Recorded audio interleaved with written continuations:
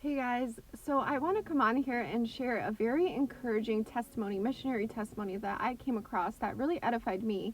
And it kind of goes to show the power of faith in God and how even one little mustard seed of faith and obedience God can take and use and blossom into something you never thought possible. And to never give up hope or become discouraged because God always sees the bigger picture and knows what He's doing. And so the story that I'm referring to is the story of David and Svea Flood, who were Swedish missionaries to the Congo in Africa in the 1900s. And this faithful couple left everything behind, their whole life behind, and moved to the Congo, I believe with another missionary couple, and gave their entire lives to seeking to spread the gospel in Africa.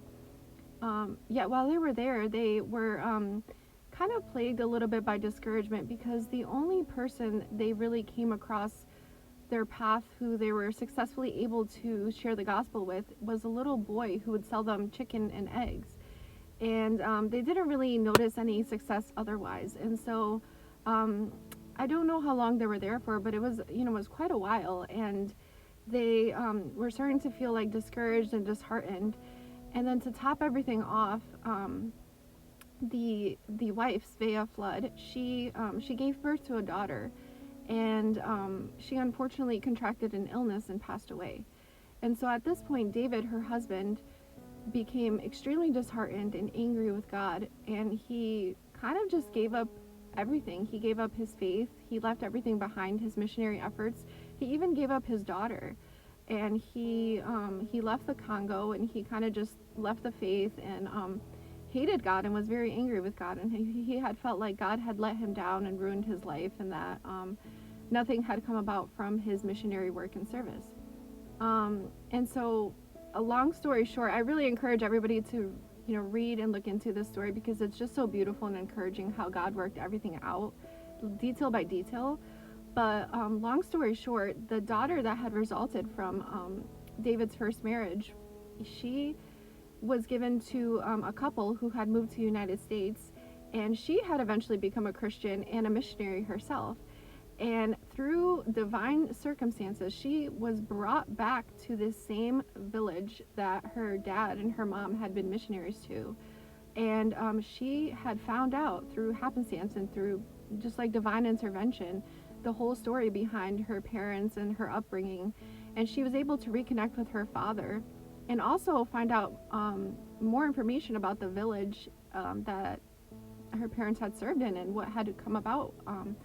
And so what she had found out was that the little boy, the one little person that they were successfully able to minister to and to convert to Christianity, he had taken that seed of faith and that gospel and he had spread it to his entire village, little by little, first to the children in the village and then through them to their parents. And the entire village had converted to Christianity by that point through the missionary and evangelistic efforts of this little boy that had been affected by David and Svea Flood. And at this point, the whole village had become Christian, and they were so thankful.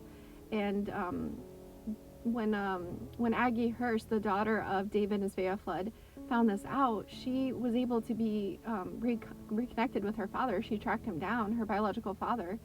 And again, at this point, he was still cursing at God and angry with God, and he didn't understand why this was all allowed to happen. But when she revealed to him what had come about as a result of his obedience and his wife's obedience and faith, she relayed to him that his efforts were never in vain and that God had always been listening and God had honored their efforts and that this whole village had come to Christ as a result, in part to their obedience to Christ for those many years and the sacrifices that they made. And she reminded her father that Jesus just loved him so much and that, everything had happened for a reason and for a purpose and that God had worked everything out for good. So again, I just wanted to share that little tidbit. I just think it's just so beautiful to know and to remember that God works everything out. He really does work everything together for good for those who love him and are called according to his purpose. So that we should never be discouraged and just always keep our faith because we don't know what God is going to do with our sacrifices and the work that we do for him. Because as the scriptures say, the efforts of the Lord and the labor that we do for him, it is never going to be in vain.